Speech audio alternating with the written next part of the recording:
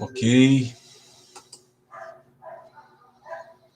Então, assim, como eu estava dizendo para vocês, o tema da aula passada, que foi, na verdade, uma atividade assíncrona, né? Se eventualmente alguém não pôde assistir, eu acho importante o pessoal assistir, porque ele é meio que uma espinha dorsal da biologia moderna, né? Que é a parte da evolução. Nós apresentamos, na verdade, é uma palestra que eu dei no Instituto Federal esse ano, né? Que condensa um pouco a teoria da evolução do Darwin, aonde praticamente a biologia moderna, os vários ramos da biologia, né, se apoia muito na teoria da evolução. Então, se eventualmente alguém de vocês perdeu por alguma razão, não há problema, tá? A aula continua gravada, a palestra continua gravada, então vocês podem acessar no momento mais adequado aí, porque de fato é, como eu disse, é uma espinha dorsal aí da nossa disciplina, tá? Bem, se alguém assistiu, quiser fazer algum comentário, quiser trazer aí alguma contribuição para a gente acerca aí da palestra, fiquem à vontade, tá? Podem fazer algum comentário, alguma dúvida, se quiser acrescentar algo, a gente está aqui para isso. Amanda, você está tentando abrir a aula aí, minha querida?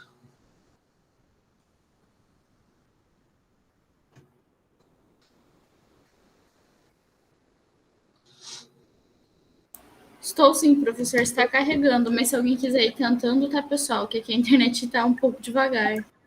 Tá. Tem alguém aí que poderia nos auxiliar, além da Amanda? Eu coloquei a aula nossa lá no grupo de vocês do WhatsApp, para abrir a aula para nós, porque eu tenho que ficar controlando a entrada do pessoal aqui. Então está num arquivo de PowerPoint, tá? Se alguém pudesse, por gentileza, abrir a aula para mim, pode ser?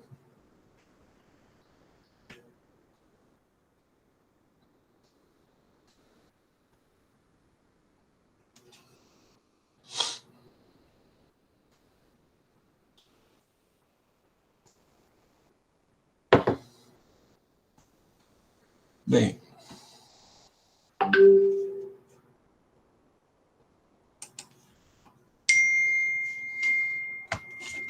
então, como eu estava dizendo, né, William, como eu estava dizendo para vocês, nós iniciamos com uma parte de origem da vida. Olha o Iago chegando aí. Fala, Iago. Tudo bom, meu caro? Nós começamos com uma parte de origem da vida, vocês tiveram uma noção sobre teorias de como a vida se originou no planeta Terra. Tivemos essa aula sobre evolução e hoje, na verdade, nós vamos iniciar uma aula de fato sobre citologia, tá? Que é, na verdade, o estudo das células. Quer dizer, o nosso curso, basicamente, é um curso sobre citologia e genética, né? Então, a gente vai iniciar hoje, na verdade, uma discussão inicial, conversando um pouquinho sobre a parte aí de citologia, né? Aqui, para mim, não está abrindo, hein? Quase.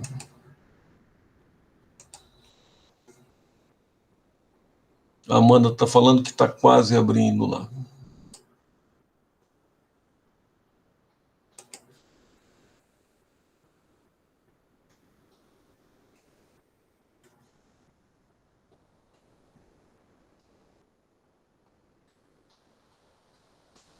Deixa eu ver quem que está aqui na sala. Boa noite, Ailton, Amanda, Daniele, Diego, Eduardo, Flávia, João, Keila, Rafaela, Richard, Rodrigo, Tainá, Thaís, Tiago, Vanessa, William e Iago. Professor, eu abri aqui o material. Quer que eu coloco?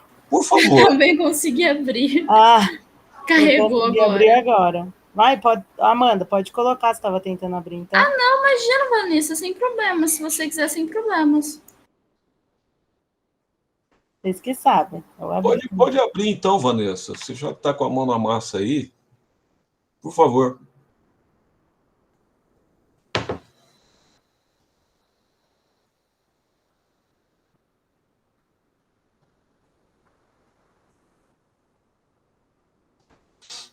Ah, eu tenho que pôr minha tela aqui, né? Sim, Peraí, compartilhar agora. isso. Opa.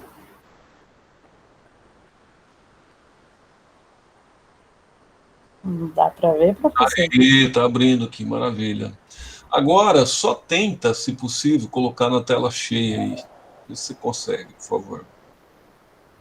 Ah, Aí, maravilha, Vanessa. Muito obrigado, viu? imagina. Pode passar o próximo, Vanessa. Deixa eu só fechar meu áudio, professor. Tá.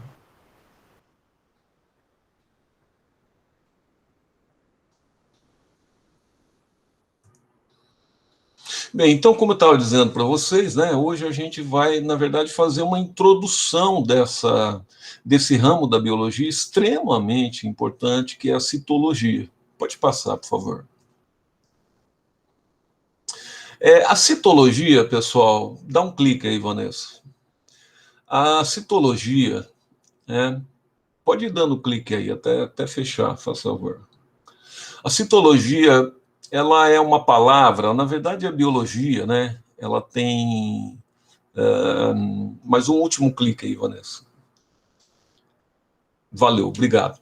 Na verdade, a citologia, a biologia é uma palavra, é um ramo, né, onde o físico e o químico piram, porque a gente tem uma terminologia meio complicada, né? O pessoal começa a ficar nervoso com as palavras, começam a ficar bravo com o Lincoln, né? Começam a chutar cadeira, começam a quebrar vidraça, porque realmente a terminologia da biologia é algo assim, um pouco que o pessoal luta bastante. Citologia é uma palavra que vem da língua grega, né? Cito significa célula e logos estudo. Então, ou seja, ao pé da letra, citologia significa o estudo das células, né? Na verdade, se criou de fato uma verdadeira ciência, um verdadeiro ramo da biologia importantíssimo, que é, na verdade, o estudo das células. E esse estudo é relativamente assim recente, quando você compara com outros ramos, tipo botânica, zoologia, tipo, enfim, porque ele dependeu de um avanço, na verdade, de descoberta de outros materiais. Quer dizer, a ciência avança, né, pessoal, de acordo com a evolução técnica também. Então é interessante o estudo da citologia, porque ele veio, assim, tipo, na esteira de certas descobertas. Na verdade, o mundo do. Você sabe que o telescópio abriu para a física o cosmos, né? De repente a gente podia enxergar o céu, o cosmos, aquilo que é imensamente grande, né? Então o telescópio abriu para a gente as estrelas, o universo que a gente poderia enxergar. Então esse universo fantástico que nos rodeia, que sempre interessou o homem desde sempre, né? Os nossos ancestrais, enfim, esse bicho curioso que é o ser humano, o telescópio ele proporcionou para nós um novo ramo, né, da física. Na biologia, na verdade, foi o microscópio um instrumento que nos trouxe para o extremamente pequeno, para um mundo inexplorado, na verdade, do infinitamente talvez pequeno, né?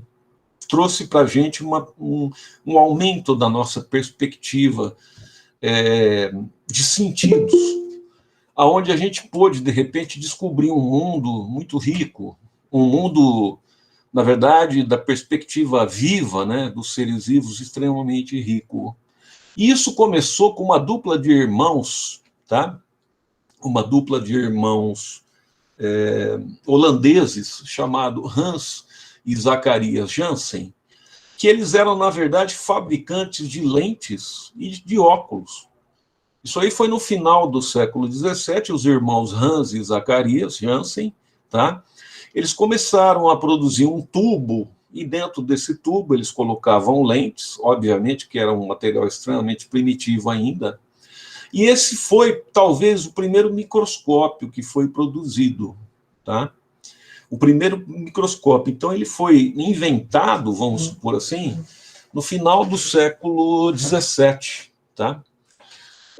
Em 1655, na verdade, olha como a ciência é. Um físico chamado Robert Hooke, ele estava trabalhando para a Marinha Inglesa. Qual que era o interesse do Hooke? A Marinha Inglesa encomendou para o Hooke um trabalho sobre um material de flutuabilidade. Por quê? Porque nos navios da Marinha Inglesa, eles queriam trabalhar com boias. Se eventualmente houvesse um naufrágio, tá?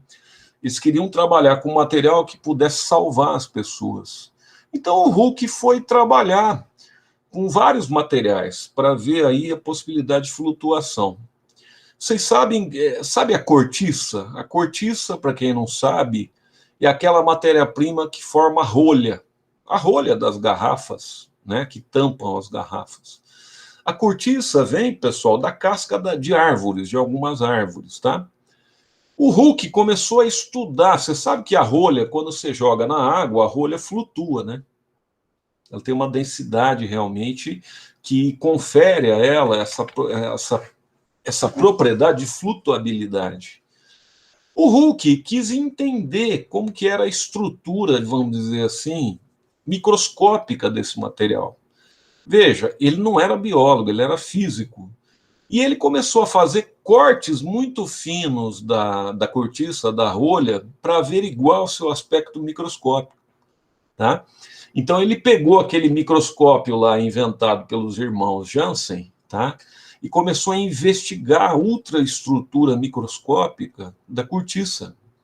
E ele observou, na verdade, que essa visualização microscópica ela era formada como se fosse por casinhas de abelha, assim, sabe? Por pequenas células. Esse termo pequenas células é que originou a palavra célula. A palavra célula veio dessa observação do Robert Hooke. Veja como é interessante as coisas na ciência, né? Observando, na realidade, a rolha, observando a cortiça, tá? A serviço, na verdade, da Marinha Inglesa, né? Um outro cientista de destaque na citologia foi o Leeuwenhoek, que ele pegou o microscópio, aperfeiçoou o microscópio. Você vê que a técnica ela vem assim de mãos dadas com as descobertas, né? Com o avanço. O Leeuwenhoek, em 1675, ele aprimorou os microscópios que haviam na época, fazendo com que ele pudesse ter um aumento de visualização de 280 vezes. Isso, na época, era um avanço incrível, tá? Então, pela primeira vez, na verdade, um cientista pôde observar micróbios, como é o caso de algumas bactérias, como é o caso de alguns fungos, como é o caso, por exemplo, de alguns protozoários, né? E pôde observar, inclusive, células humanas, células sanguíneas, como é o caso de hemácias, né? Como é o caso, por exemplo, enfim, de óvulos e outras células. Bem, no ano de 1831, um outro cientista inglês chamado Robert Brown, ele observou melhorando, veja que sempre vai melhorando, o equipamento e as observações vão se tornando mais precisas, né? O Brown observou que existia dentro das células uma região central, e essa região central ela formava uma região nuclear, tá? Então o Brown descreveu, ele falou em várias células, animais, vegetais, existe uma região central e ele chamou dessa região de núcleo celular. Foi uma observação importante, tá? Passado aí algum tempo, um cientista alemão chamado Schleiden, ele percebeu que as plantas, os vegetais superiores, tá? A ultraestrutura microscópica desses vegetais mostravam que todas as plantas elas eram formadas, na realidade, por células, tá? Então, na verdade, a estrutura, o tijolinho biológico, tá? Que formava as plantas eram células que iam se juntando, formando tecidos e tal. Um outro cientista alemão, Schwann, que era um grande fisiologista, na verdade, estudou o sistema nervoso principalmente, Ele estendeu a afirmação do Schleiden para os animais. Então, estudando tecidos, fazendo várias observações, ele também estendeu essa observação do Schleiden para os animais. Ele colocou o seguinte, olha, todos os animais também são formados por células, tá? Veja que nós damos um salto aí de quase 100 anos. O microscópio óptico foi se aperfeiçoando cada vez mais. E olha, gente, em 1933, já estamos no século XX, ocorreu uma verdadeira revolução técnica. Porque foi descoberto o primeiro microscópio eletrônico de transmissão. Veja que o microscópio eletrônico de transmissão, ele aumenta a resolução do olho humano para 1 milhão de vezes, tá? Então, a partir da microscopia eletrônica, você passou a observar estruturas que trouxe para o ser humano uma perspectiva de ver e entender uma estrutura celular nunca antes vista. Então, você poderia fazer agora, na verdade, observações sobre membrana celular, sobre estrutura interna de organelas. Você podia fazer análise, tá, sobre fisiologia, sobre funcionamento das células. Isso trouxe um grande avanço, de fato, para a citologia moderna, tá? Pode passar, Vanessa, por favor.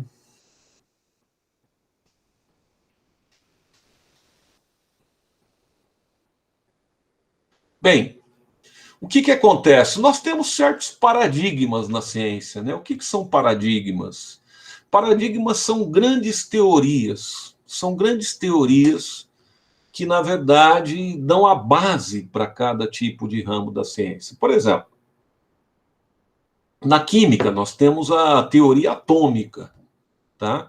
Hoje, você tem uma teoria de átomos. A partir dessa grande teoria, é que tudo se estrutura. Pode ser que a teoria de átomos seja aperfeiçoada, pessoal, vocês acham? Pode ser que amanhã... Com certeza, né? Com certeza, né, Diego? Quer dizer, a ciência é algo em construção, a ciência é algo que não tem uma verdade definida, né? A ciência não é algo dogmático. Então, hoje, nós acreditamos numa teoria de átomo como ela existe, tá? Mas pode ser que amanhã ela seja aperfeiçoada. Então, nós trabalhamos dentro da ciência com verdades, entre aspas, né? Nós trabalhamos com teorias que é o que nós conhecemos até agora, mas a ciência está em permanente aperfeiçoamento. Veja, para nós biólogos agora, a estrutura da vida se baseia nas células. O biólogo tem um olhar para a vida a partir de um olhar celular, entende? Ele acredita, quando ele olha para um peixe, quando ele olha para uma samambaia, quando ele olha, por exemplo, para uma árvore, para um cogumelo, para uma alga, para qualquer ser vivo, ele já pensa na cabeça dele como que é a organização celular desse organismo. Por quê? Porque para nós biólogos, o paradigma hoje, em termos da organização dos seres vivos, é que praticamente todos os seres vivos se organizam a partir das células. É de onde tudo começa, percebe? A célula seria a unidade estrutural da vida. É a partir da célula que tudo é originado no corpo de um indivíduo pluricelular. Por exemplo, nós temos, cada um de nós aí, nós temos a bagatela de cerca de 75 trilhões de células no organismo nosso. É bastante, né? Mas quando você foi formado, meu querido, minha querida, existia apenas uma célula sua chamada zigoto. Aliás, esse zigoto ele foi formado pelo espermatozoide do seu pai, que encontrou o óvulo da sua mãe no processo de reprodução sexual. Então, tudo partiu para formar o seu corpo de uma célula originária, percebe? Essa célula foi se multiplicando através do processo de mitose, tá?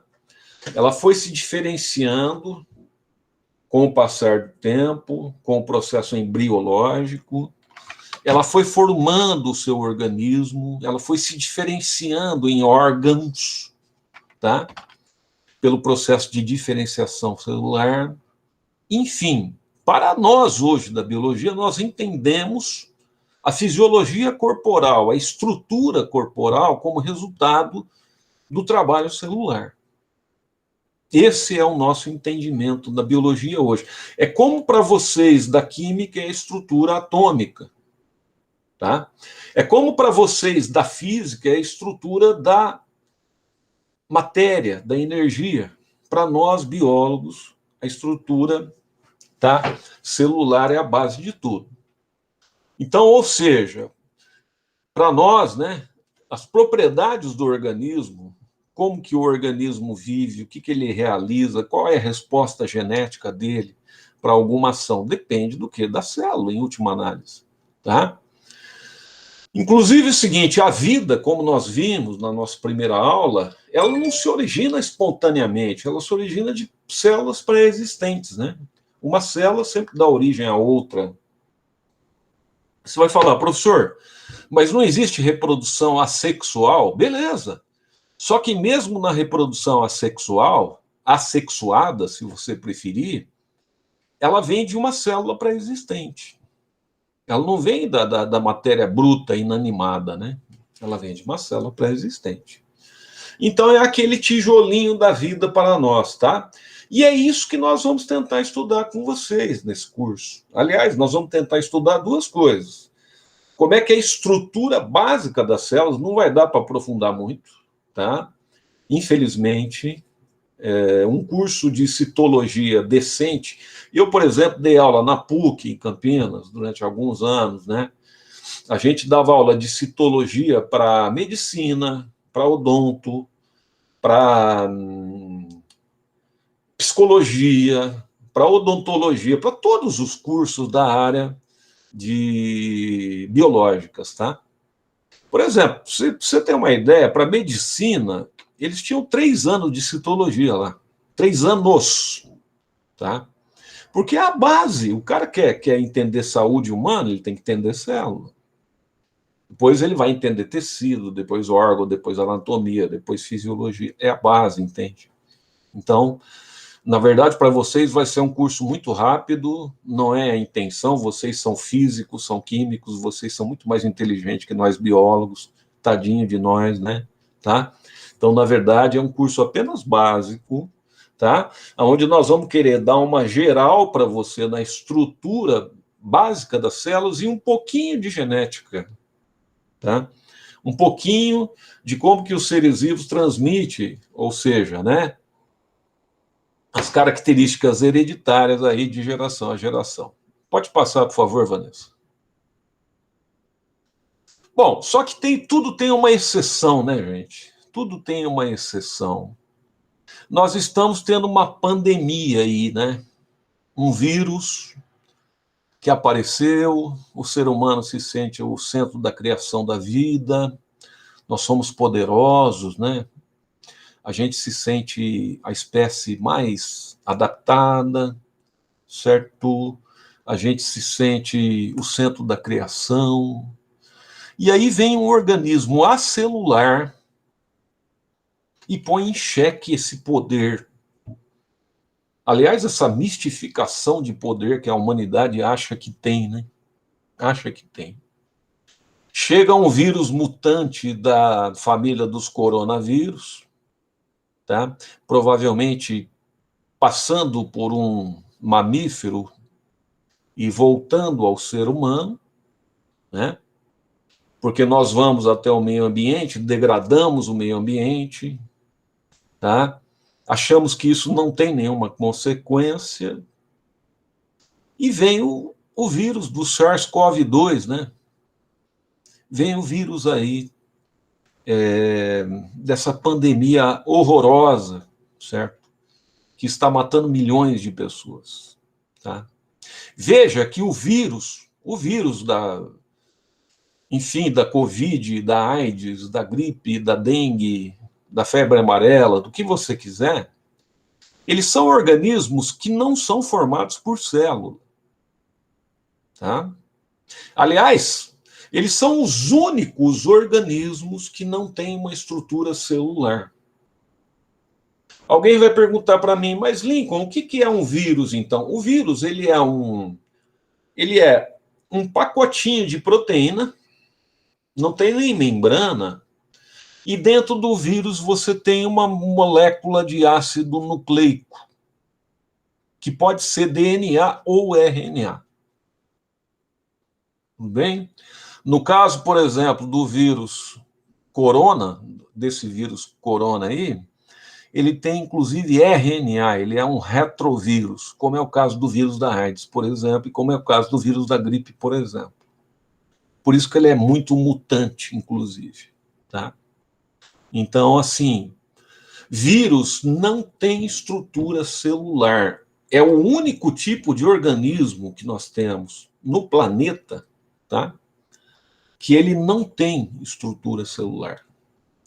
Alguém vai perguntar para mim, mas Lincoln, por que não tem? Porque simplesmente vírus não tem membrana plasmática, tá?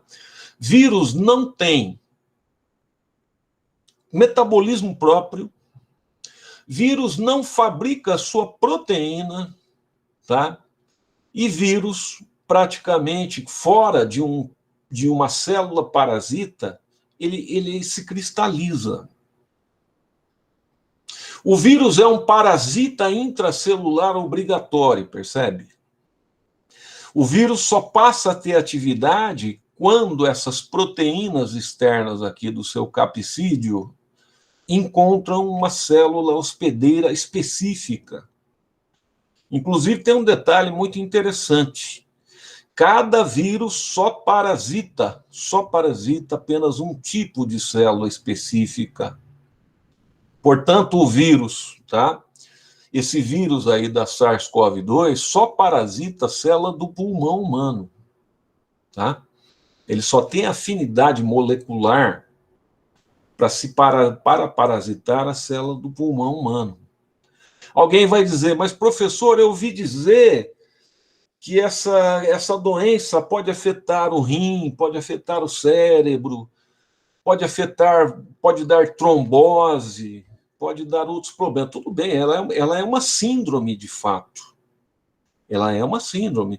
Ela pode dar reações em outros órgãos, mas o órgão que ocorre de fato, tá? A contaminação é o pulmão. Esse é o órgão, tá? Os efeitos secundários são efeitos colaterais, né? O que é importante para a nossa aula é que vírus não é célula. E esse ser tão ínfimo, esse ser tão pequeno, que nós consideramos tão assim inferior, abalou e está abalando a história da humanidade. Tá? Então precisamos rever os nossos conceitos enquanto espécie, tá? Porque nós estamos na Terra há apenas 1,5 milhão de anos, só isso. E a vida na Terra tem 3,7 bilhões de anos, tá certo? Precisamos respeitar um pouco mais a vida na Terra. Precisamos respeitar bem mais a vida na Terra. Porque nós não somos tão fundamentais para que a vida prossiga na Terra, viu? Nem um pouco, tá?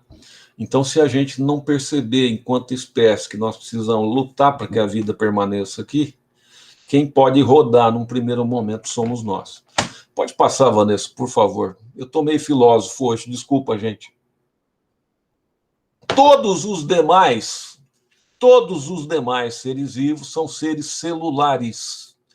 São seres formados por células. Ô Lincoln, quem são os outros seres vivos? São todos os outros que não são vírus. Alga, bactéria, fungo, protozoa, vegetais, animais. Todos os outros seres vivos que não são vírus são seres celulares. Caramba! Então, de fato, alguns autores até chegam a considerar vírus como não vivos, tá? Porque, de fato, são piratas celulares, né? É algo muito inusitado em termos, assim, de organização de um ser vivo. Mas, de fato, nós estamos aqui para estudar organismos celulares. Se a gente fosse dar um curso de virologia aqui, seria mais 2 anos de curso só para estudar vírus, né? De fato, nós estamos aqui para estudar célula. Então, vamos lá, Vanessa. Vamos que vamos. O Eduardo está falando assim, mas eles se reproduzem, né? É o seguinte, não é bem reprodução, é o seguinte, um vírus, a capinha dele fica colada na membrana plasmática da célula parasita. Ele injeta, como se fosse uma injeção, o material genético dele para dentro da célula. O que o vírus faz? Ele é um pirata, de fato, porque esse material genético dele, ele passa a comandar o metabolismo da célula parasita. Então, assim, o vírus faz a célula parasita trabalhar para ele. O vírus usa a energia da célula parasita. O vírus usa a matéria-prima da célula parasita. O que ocorre? A célula parasita passa a trabalhar para o vírus para que ele, de fato, se replique. A gente não chama de reprodução, a gente chama de replicação. Porque reprodução implicaria, talvez, em 2 organismos, poderia dar margem, né? Vírus não é célula. Normalmente, quando a gente pensa em reprodução, a gente pensa em reprodução mais tradicional, uma reprodução celular, e vírus não é reprodução. A gente chama de replicação viral, tá?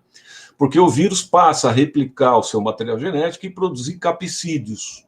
Ocorre um processo de montagem viral, a célula hospedeira está praticamente extenuada, ela morre. E olha, meu caro, a partir de uma célula parasitada se formam milhares de vírus, tá? A hora que essa célula morre, esses milhares de vírus são eliminados. Então, de fato, o vírus é algo muito sério.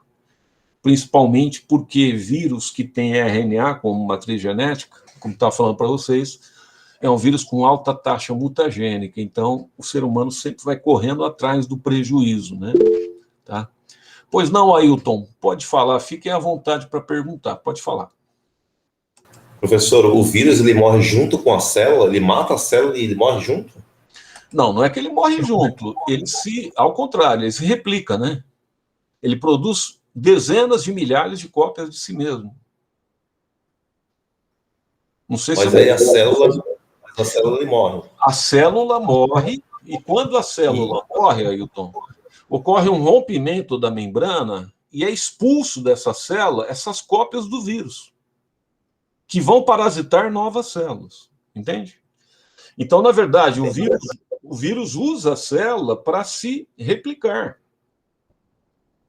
Não é que o vírus morre, ao contrário, ele usa a célula parasita para aumentar de número, escandalosamente, inclusive. Não sei se você entendeu. Entendi, sim. Eu tinha entendido errado da primeira vez. Perfeito. Mais alguma pergunta, pessoal? Podem ficar à vontade. Podem perguntar.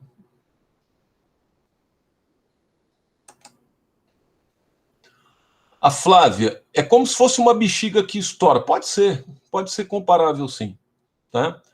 Porque a célula morre, rompe a membrana e os vírus, só alegria, vão atacar mais. Você imagina isso acontecendo num pulmão, né?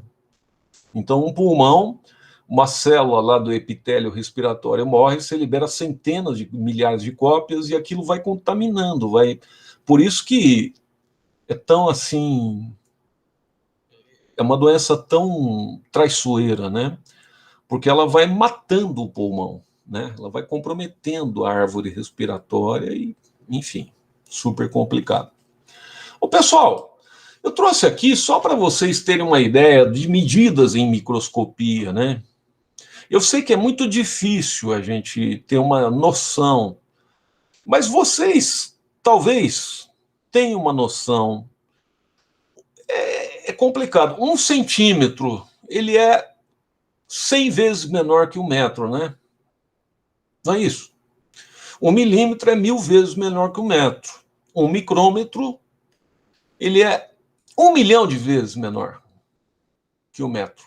Tá? 1 nanômetro, ele é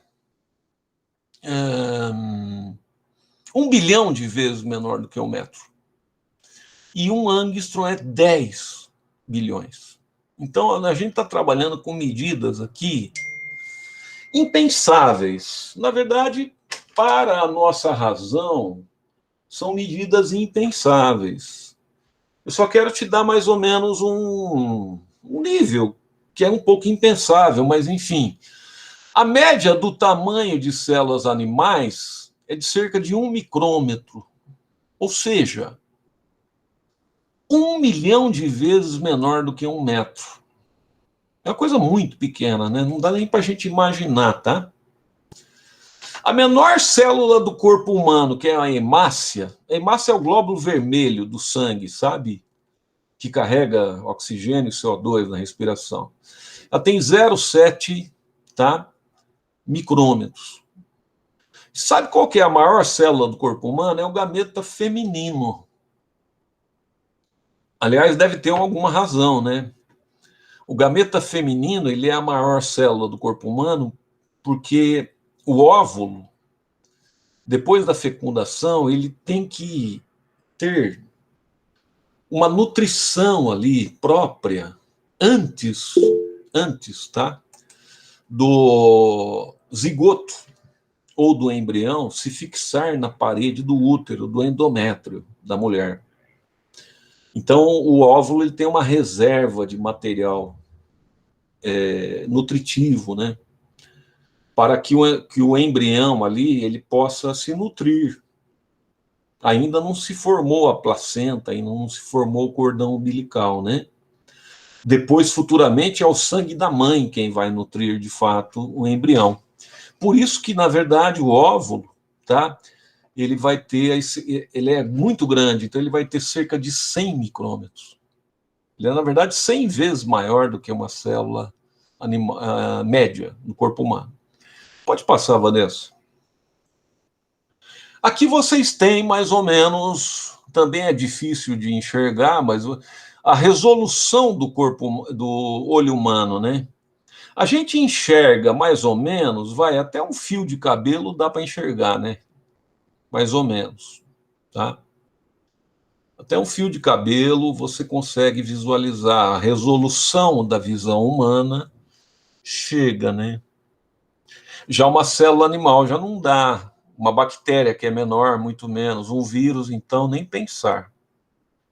Hoje em dia, os microscópios eletrônicos, eles chegam a visualizar moléculas, gente. É uma coisa impensável. Você consegue ver, através da microscopia de arrasto, algumas técnicas, tá? Você chega a visualizar moléculas. Isso é uma coisa fantástica, tá? Então, algumas técnicas aí de nanotecnologia, né?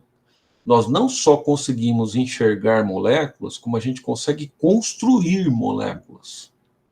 Nós estamos falando de um ramo da ultra tecnologia moderna, que é a nanotecnologia, que é algo fantástico, tá? Então, obviamente, que é difícil para nós termos, para mim, pelo menos eu sei lá, eu não sou super-herói, às vezes vocês conseguem, eu não. É difícil para a gente ter uma ideia de tamanho daquilo que o nosso olho não percebe, né?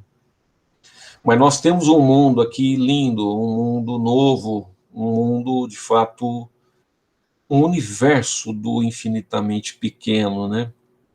Que nos traz, de fato, um mundo de descobertas incríveis, né? Talvez tão fascinante como a astronomia, né? Ele nos abre um mundo novo, percebe? Da ciência. Então, o ser humano, esse bicho curioso, ele vai tentar romper os seus limites de percepção, né, sensorial. Esse ser tão aguçado que é o homem, tão inteligente que é o homem e a mulher, nós vamos rompendo os nossos limites, né, sensoriais. A gente vai até a origem do universo. Né? A gente vai tentando até a origem da vida, a gente vai tentando romper os limites. Vamos ver até onde a gente vai. Mas a gente vai fundo mesmo. Pode passar, Vanessa. Pode ir dando clique aí, Vanessa. Olha, gente, eu quero falar para vocês agora o seguinte: o que tem que ter de mínimo para eu ter uma estrutura chamada de celular? Tipo assim, qual que é a estrutura básica das células? Tá? O que eu tenho que ter de básico, de mínimo, para eu poder ter uma célula? Eu tenho que ter 4 coisas. Aí eu posso dizer que essa estrutura é celular. Se não tiver uma dessas, não é célula. São 4 coisinhas. 4 coisinhas que é um envoltório, uma membrana. Olha como faz sentido. Uma membrana, um líquido dentro dessa célula, porque sem água não há vida. Eu pergunto para vocês, por que sem água não há vida? Químicos e físicos. Por que a água é vital para os seres vivos? Todos aqui sabem. Vocês sabem que se a gente parar de se hidratar, nós morremos rapidamente. É uma pergunta de criança, de 6ª série.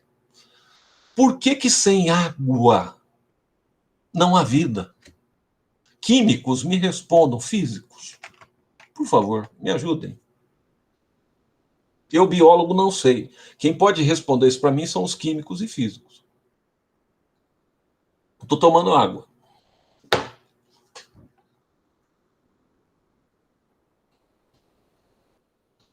Tá, hidratação, tá bom, mas por que tem que hidratar? Estou perguntando por quê. É óbvio que tem que hidratar, mas por que tem que hidratar? Porque se não hidratar, morre. É isso que eu quero saber. Richard, eu quero saber por que tem que hidratar. Não me enrola, Richard. Resseca o organismo, tudo bem, mas por que ao ressecar o organismo provoca a morte? Não. Eliminar toxinas, não. Falência dos órgãos, não. Pensa na célula. Não pensa em órgão ou organismo, pensa na célula. Não pensa no xixi. Pensa na célula. Porque 70% do organismo é líquido. Não, tudo bem, 70% do organismo é líquido, mas por alguma razão. Deve haver alguma razão. Por que não é 20%? Por que tem que ser 70%?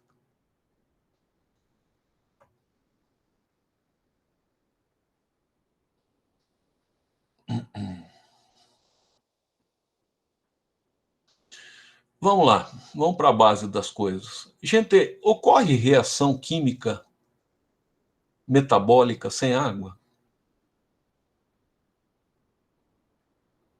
Enzimática sem água? Existe alguma reação enzimática sem água?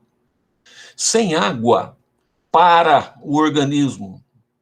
Sem água, você não realiza nenhuma reação química. Tá? Elas até podem ocorrer, mas numa velocidade tão vagarosa, aonde não vai atender a necessidade de fornecimento de energia, aonde não vai atender a necessidade nutricional, entendeu? A vida precisa de ter velocidade. A necessidade de energia é imediata. Se o seu cérebro ficar 1 minuto sem aporte de energia, você entra em estado vegetativo, você vira uma samambaia. Entende? Para isso precisa haver reação química metabólica. Para isso precisa haver água. E a reação metabólica, de fato, inicial, ocorre ao nível celular. Tá? Então, assim, não há metabolismo, não há, de fato, reação química, não há vida sem água. A água é essencial. Tá? Então, assim, há uma razão para tudo. A gente ouve desde pequenininho. De fato, o corpo humano tem 70% de água. Alguém esqueceu de perguntar por quê? Vocês precisam ter essa curiosidade. Porque quando vocês forem dar aula, os alunos de vocês vão perguntar, professor, por quê? Criança vai. Criança põe a gente na parede, tá? Quem aqui for dar aula para criança, de 6º ao 9º ano vai ver como que as crianças nos questionam, porque a criança não tem autorrepressão, a criança pergunta mesmo. E a criança pergunta, e as coisas mais simples que existem são as mais difíceis. As coisas que a gente acha que são as mais óbvias, é óbvio que precisa de água no corpo. É óbvio, tá? Por quê? Ninguém sabe, entende? É óbvio, mas ninguém sabe por quê, entendeu? Então, assim, a gente precisa, e isso a gente aprende sendo professor, sabe? É o professor que aprende, porque ensinar, quando você ensina, você aprende. É a melhor forma de aprender, tá? Então, é assim, o aluninho lá pequenininho, do ensino fundamental, que é aquele aluninho que a gente acha que vai arrasar, que a gente sabe tudo, ele não sabe nada, é esse aluninho que vai nos levar ao limite, tá? Da nossa criatividade, do nosso conhecimento, da nossa busca de ser um bom docente, entende? Eu tenho um pouquinho de experiência docente, tá? Quando eu aprendi mais da aula na minha vida, não foi aqui no curso superior, não. Não foi na pós-graduação. Foi dando aula para alunos de 6º ano. Dando aula de ciências, tá? Dando aula de astronomia para alunos de 6º ano. Dando aula de química para alunos de 6º ano. Dando aula de biologia para alunos de 6º ano. Porque realmente eles nos fazem aprender a dar aula. Sabe? Eu te falo, é verdade. Então, assim, nós temos 4 componentes básicos que, se você não tiver, não há célula. Eu estava falando para vocês, é uma membraninha, um envoltório, líquido dentro, senão não tem reação química, um lugarzinho para fabricar proteína, e olha só, uma estrutura responsável pela hereditariedade dessa unidade. Essas 4 coisas básicas é que você tem que ter para ter uma célula. Ou seja, tem que ter uma membrana plasmática. A membrana plasmática é o envoltório universal das células.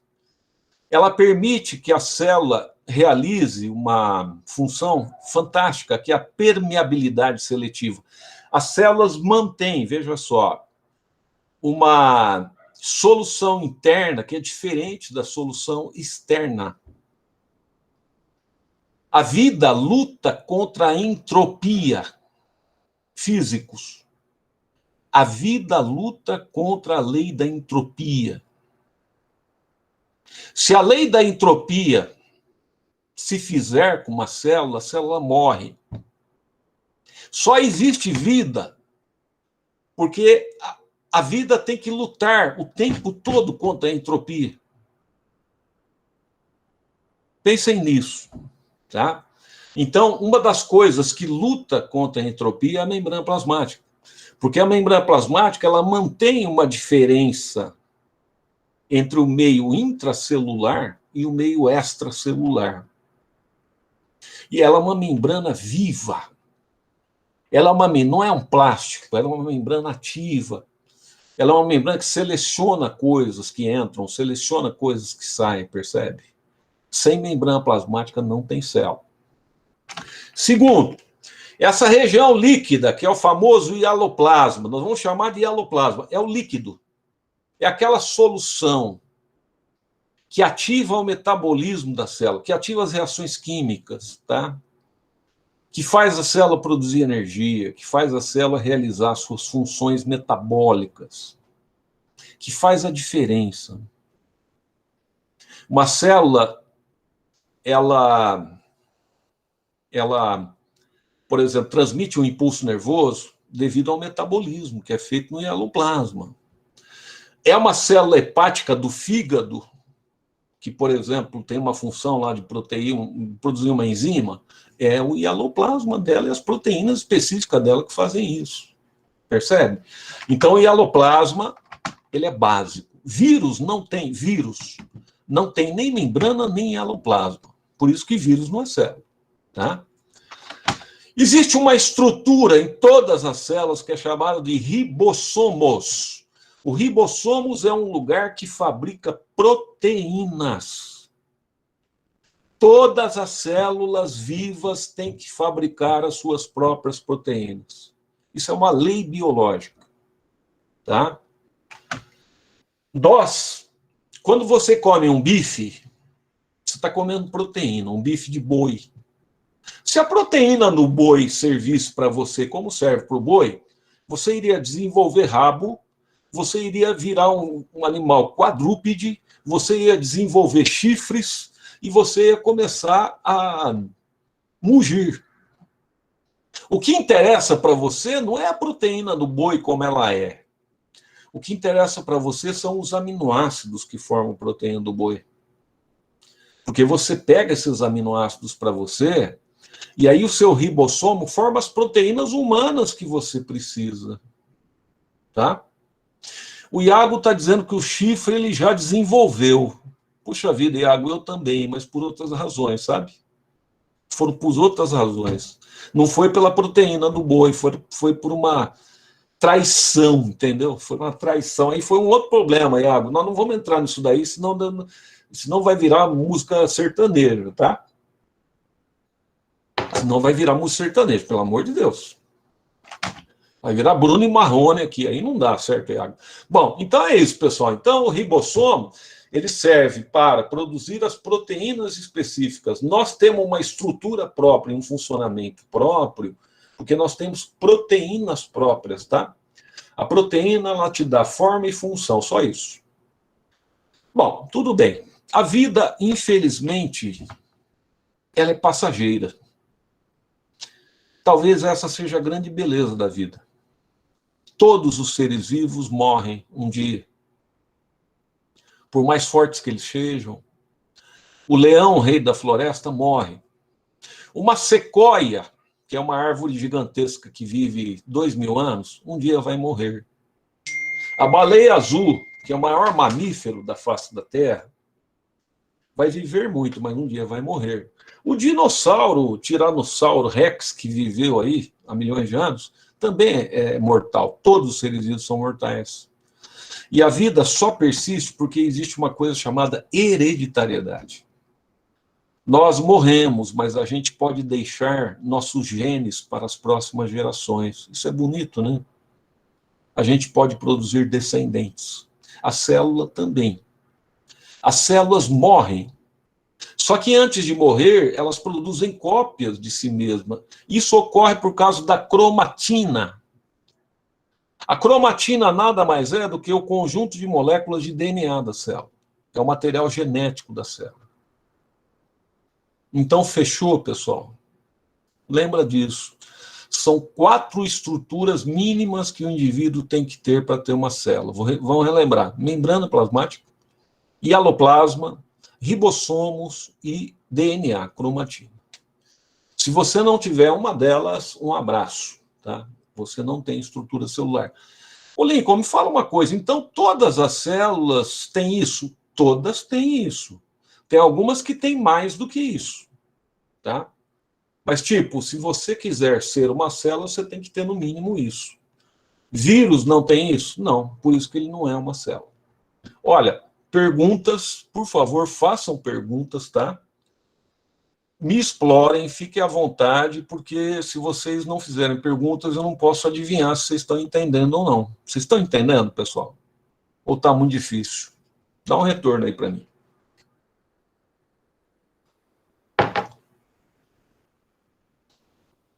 Dá um retorno aqui no chat. Vocês estão entendendo? Não estão? Tá tudo bem? Tudo bem, Richard? O Richard está falando que, por enquanto, o Eduardo está falando também que está tudo certo. Então, eu posso prosseguir? Beleza.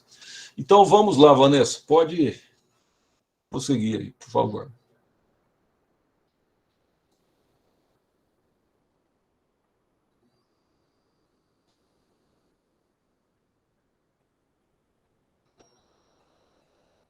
Bem, pode dar mais um ok aí, Vanessa? É o seguinte, quando a gente considera células, você tem dois tipos básicos de células. Dois grandes grupos de células gerais, né? Nós vamos ter as células procariotas ou procariontes e as células eucariotas ou eucariontes.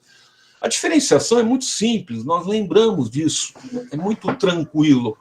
É o seguinte, as células procariotas ou procariontes são aquelas que não têm um núcleo típico, não têm um núcleo dentro de si. Não existe uma região interna nelas que diferencia, que separa a célula numa região nuclear. Então, na verdade, essas células procariontes, elas não têm um núcleo típico, não têm uma carioteca, uma membrana nuclear, tá? E o que ocorre? Todas as estruturas que ela tem ficam dispersas no hialoplasma. Inclusive, você não vai ter, assim, um citoplasma, tá? Igual aqui, ó, tá até escrito errado aqui, ó. Quando você vê aqui, nesse esquema mesmo que eu coloquei na célula procarionte, tá? Que está à sua direita aqui no esquema, ele escreveu citoplasma, está errado. Na verdade, seria hialoplasma, na célula amarela aqui, que é de bactéria, tá? Não está correto escrever citoplasma. Citoplasma é uma estrutura de célula eucarionte, tá? No caso das células eucariontes, você tem aquele núcleo típico, ó, dá para ver na célula azul aqui, tá vendo? Que é uma célula animal. Essa estrutura rosa, aqui, ó, é o núcleo. É a carioteca, você tem lá um núcleo típico na região mais ou menos central da célula. Dentro desse núcleo, eu tenho aqui a cromatina, eu tenho aqui a região que acumula o DNA, tá? Então, essa célula tem uma membrana plasmática, tem um núcleo típico, tem um citoplasma. Ela tem regiões mais definidas, né? Ela tem maior divisão do trabalho.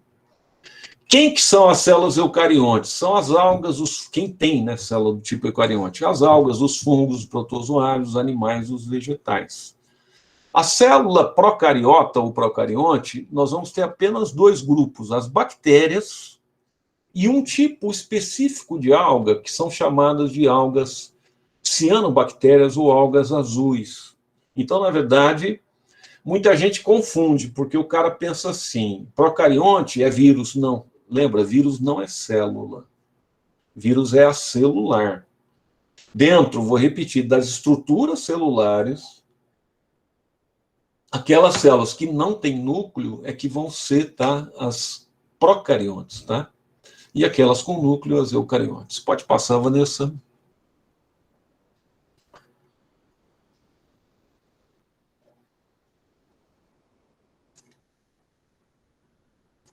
Bem, agora vamos falar de uma célula típica de bactéria. Pessoal, cadê o núcleo aqui? Vocês estão vendo o núcleo dessa célula? Não, né? É uma célula procarionte, não tem núcleo. Não tem, tá? O que eu vejo é o seguinte, vamos começar a ver por fora primeiro. Vamos começar a ver a estrutura de revestimento dessa célula. Olha só. Na estrutura de revestimento, você tem a membrana plasmática, que é aquela estrutura mínima lá que nós vimos. Tá? A bactéria é uma célula, portanto, ela tem membrana. Olha só. Existe uma parede celular, parede bacteriana, que serve para revestir essa membrana plasmática. E veja só, não sei se vocês estão vendo aqui na parte direita do esquema, uma cápsula. Deu para ver aí? Na parte direita tem uma cápsula. Tem um detalhe importante que é o seguinte, essa cápsula ela é opcional, não é toda bactéria que tem cápsula, viu? Então existem bactérias capsuladas e bactérias sem cápsula. O que ocorre? Quando a bactéria é capsulada, essas cápsulas aqui, elas resistem muitas vezes, tá, à ação de anticorpos nossos. Quando você tem anticorpos prontos no seu sistema imunológico, por exemplo, para combater bactérias, as bactérias capsuladas, elas são mais resistentes à ação dos anticorpos. Segundo, as bactérias capsuladas são mais resistentes à ação de antibióticos. Você sabe que um dos remédios mais eficazes da história da humanidade é o antibiótico. O antibiótico, na verdade, é um remédio que vem de fungo que mata bactérias. Tá? Não sei se vocês sabiam, mas vem de fungo. Então, assim, o antibiótico, ele é muito usado, né? Só que com o tempo a bactéria vai se tornando resistente ao antibiótico. Principalmente porque ela desenvolve essa cápsula aí, tá? Então, na verdade, as bactérias mais perigosas, as bactérias que são aquelas... Na verdade, assim, você sabe que o lugar mais perigoso em termos de doença é o hospital, né? Porque o que acontece? É no hospital que vão as pessoas mais doentes. Então, é no hospital que você tem, na verdade, o acúmulo de mais micróbios perigosos. É por isso que hoje em dia, na verdade, os médicos, todo mundo recomenda ficar o mínimo possível de internamento no hospital. Porque existe uma mortandade muito grande de pessoas por infecção hospitalar. Tá? Inclusive, muita gente, infelizmente, falece de cirurgias, de recuperação, devido a essas doenças oportunistas que essas pessoas pegam, infecção no próprio hospital. Normalmente a pessoa que vai hospitalizada está fraca, né? Está com o seu sistema imune enfraquecido e tal, e essas doenças oportunistas, essas bactérias oportunistas capsuladas, estão exatamente ali, tá? Num ambiente bastante, digamos assim, de alto risco, tá? Então, a cápsula serve para as bactérias como uma proteção a mais, no sentido de elas poderem exercer a sua infecção, tá? De uma forma mais eficiente, naquelas que provocam doenças, obviamente, né? Bem, aqui dentro eu vejo uma molécula única de DNA nas bactérias. A bactéria tem uma molécula de DNA circular, tá? Ela não tem, como nós, 46 moléculas de DNA, tem apenas uma, é bem simples, não vejo núcleo. Vejo aqui os ribossomos da bactéria, esses pontinhos pretos, tá? A região que nós temos aqui do hialoplasma, o líquido interno dela. E tem aqui uma região chamada mesossomo, que é uma dobra da membrana. Essa dobra da membrana bacteriana, membrana plasmática, né? É uma região que é muito importante quando a bactéria vai se dividir em duas, tá? Como a bactéria não tem núcleo, quando a gente estudar mitose, meiose, divisão celular, vocês vão ver que essa região aqui tem uma importância grande, tá? Para a divisão celular da bactéria. Então, note que uma bactéria é um exemplo de célula procarionte bastante simples, né? No caso, algumas bactérias elas são ciliadas e algumas são flageladas, como é o caso dessa aqui. O que é o flagelo? O flagelo é uma estrutura, parece um chicote, né? Que sai da célula e serve para essa célula como mobilidade, principalmente mobilidade da bactéria em meio líquido. Por exemplo, se ela estiver no nosso sangue, né? Isso aí serve para esse micróbio se locomover em regiões líquidas. Pode passar, por favor, Vanessa?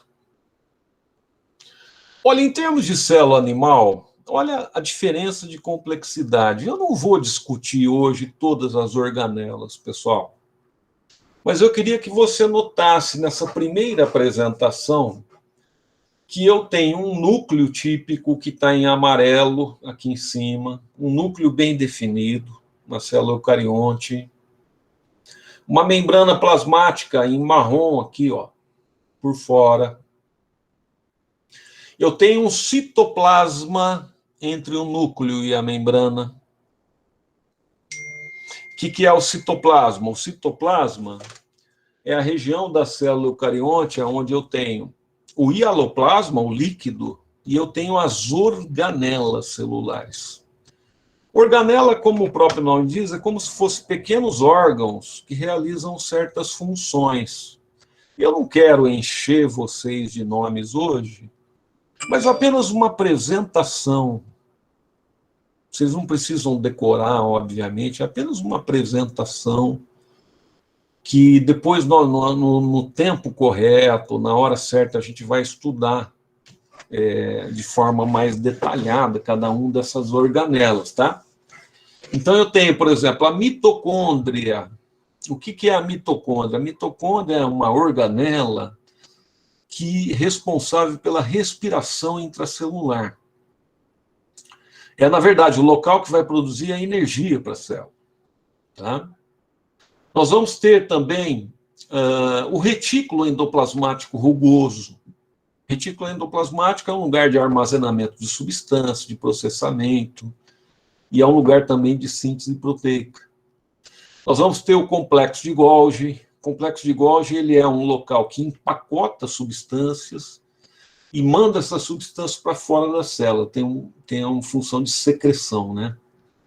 Enfim, você vai ter uma série de organelas, já aumentou bastante a complexidade da célula animal. Eu queria apenas destacar duas que são exclusivas da célula animal, que estão grifadas em vermelho aí. Eu tenho aqui os centríolos.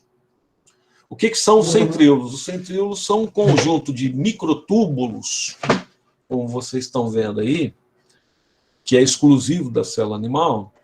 E esses centríolos eles vão ter um papel importante na divisão celular. Tá? Nós vamos, como eu disse, nós vamos estudar a divisão futuramente. Você vai ver que os centríolos na divisão celular eles vão se dividir na célula animal e eles vão ter um papel importante na separação do DNA, quando a célula vai se dividir. Centríolo, uma estrutura exclusiva de célula animal.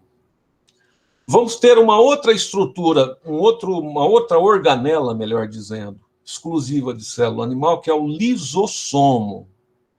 O lisossomo, pessoal, é uma bolsinha que tem enzimas digestivas. Ele é tipo assim, um sistema digestivo da célula.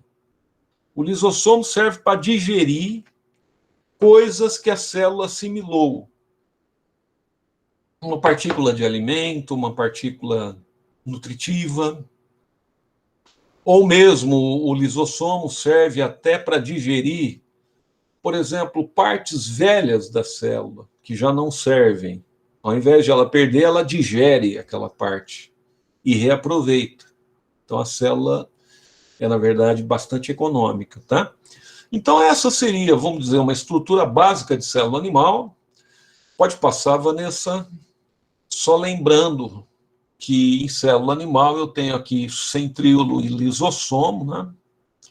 Como estruturas únicas, né? De célula animal. Pode passar também, Vanessa, por favor? E quero apresentar agora a estrutura básica de célula vegetal. Eu também tenho aqui um núcleo, veja que está em roxo, dá para ver o núcleo. Tem a membrana plasmática, tem o citoplasma. Veja que eu tenho aqui também organelas, que eu não vou ficar repetindo o nome, né? Mas eu tenho aqui na célula vegetal 3 organelas que são exclusivas, muito importantes. Está em destaque aqui em vermelho e branco. Tá? Uma delas é o cloroplasto. O que é o cloroplasto? O cloroplasto é a organela responsável pela fotossíntese do vegetal. Lembra que o vegetal ele fabrica o seu próprio alimento, né? E a fabricação do alimento vegetal é feito nessa organela, que é o cloroplasto. Tá? Então, existe dentro desse cloroplasto aqui, você tem certos elementos aí responsáveis pela fotossíntese. Aqui nós vamos ter também uma organela exclusiva, que é o vacúolo.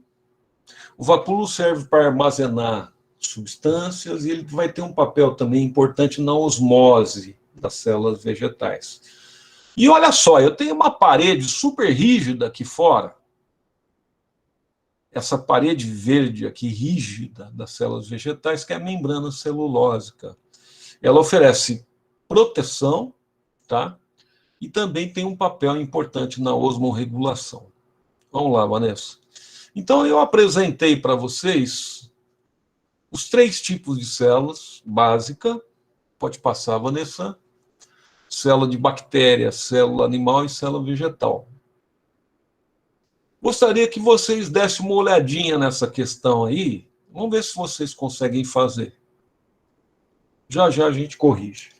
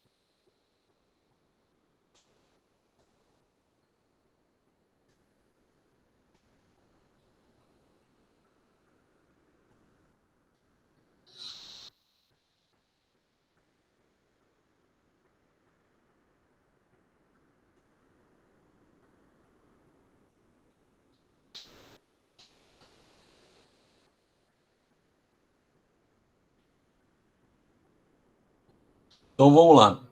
Existe. A Flávia está dizendo aqui que é só tirar a ausência de moléculas e o Eduardo está concordando, né? O resto está certo. Eu acho que eles têm razão, né? O que são características aí dos seres vivos é o metabolismo, reprodução e material genético. Realmente a ausência de molécula não dá, né? Dá um clique aí, Vanessa. Realmente a alternativa C, né, pessoal? Mais um exercício. Não, volta. Mais um exercício. Dá só um clique, Vanessa, por favor. Só um. Esse aqui, pessoal, vamos ver se vocês conseguem fazer.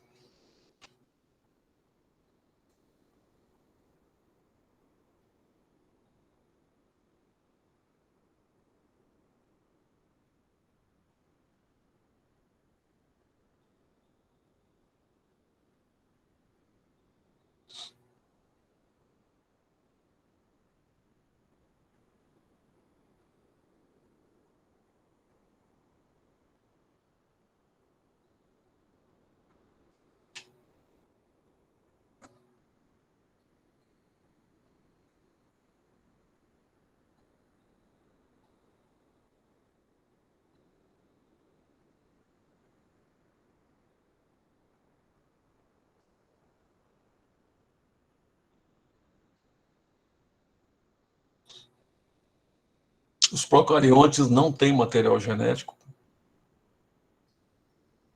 A gente viu na bactéria lá que tinha, né?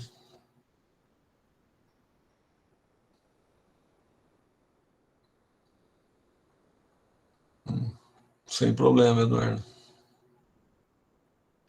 Pessoal, procarionte tem material genético, o que ele não tem é núcleo, né? Alternativa o quê? O pessoal Professor, Oi, pois não. uma coisa que eu aprendi no ensino médio é que assim, a gente tinha mesmo essa dificuldade entre procariônicos e eucariônicos. Meu professor fazia essa assimilação de procariônicos relacionada à porcaria. Então, é aquele que não tem aquele núcleo definido certinho. E eucariônicos era aquela célula mais fina, mais refinada. Então, a gente levava assim, procariônicos, é porcaria. Então, a gente sabia responder, eucariônicos, não, essa é mais fina. Fina? É que seria aquela com. Ele falava que seriam aquelas que teriam mais organizações, elas estariam melhores divididas. Não, sem dúvida. Aí a gente separava entre porcaria e boa. Não, entendi. É mais um macete, né? Para o pessoal lembrar. Entendi. É mais um macete. Tudo bem, é válido. Para o pessoal lembrar, né, Amanda? Mas assim, tipo, um macete para a turma lembrar. Bom, gente, seria a B, né? Eles possuem material genético, mas não tem núcleo, com certeza. Dá um clique aí para mim, Vanessa. Alternativa B.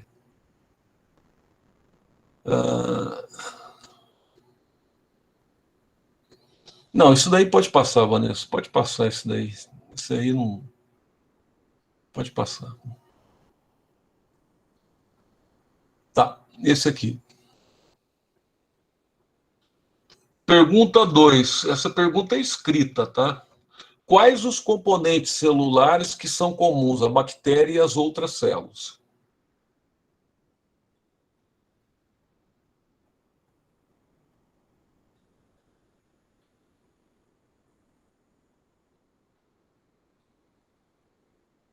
Ou seja, o que tem que ter de mínimo, né, nas células?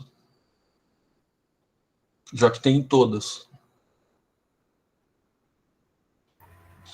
Membrana plasmática, Membrana hialoplasma, ribossoma e cromatina. É isso aí. Pode dar o clique, Vanessa. É isso aí. Parabéns. A pergunta 3 aqui. Por que se diz que nos organismos procariotos as células não possuem núcleo organizado?